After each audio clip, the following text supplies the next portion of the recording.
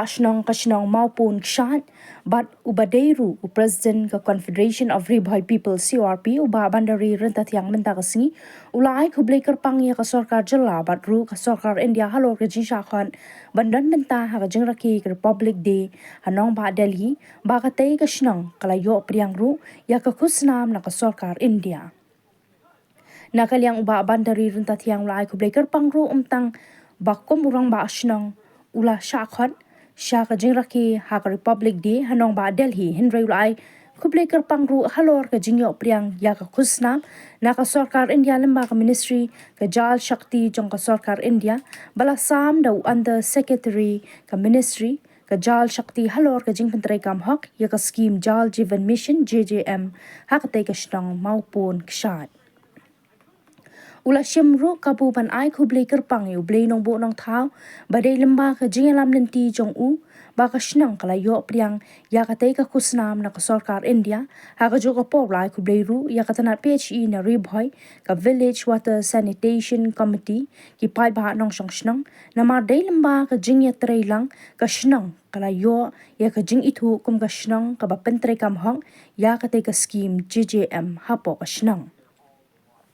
hakawai ke benta ula ai Khublei kerpang ru ya ka sarkar jela bat ki tenat rekam sarkar lemba ka tenat PHE bat kumju ru ya ka State Institute Rural Development Nongsder namar dei lemba ki lat ai jing hikai bala yo priang na ka te ka shlam ai jing hikai ka sarkar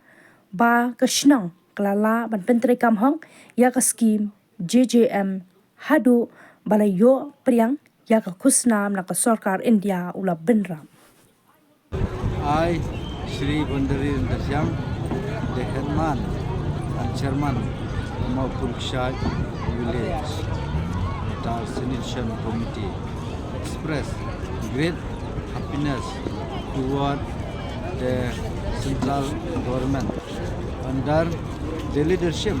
of Prime Minister Shri Narendra Modi ji for implementing the Jal Jeevan Mission scheme. This scheme has made life easier for households in the village. In the past,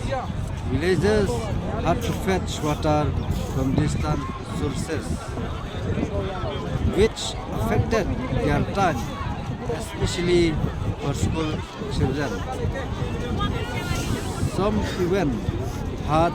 to rely on purchased water supply vehicle. However, things are much more convenient now as water is available directly in every household. The villagers contribute 130 rupees per month to the WSC committee to maintain and manage the water supply system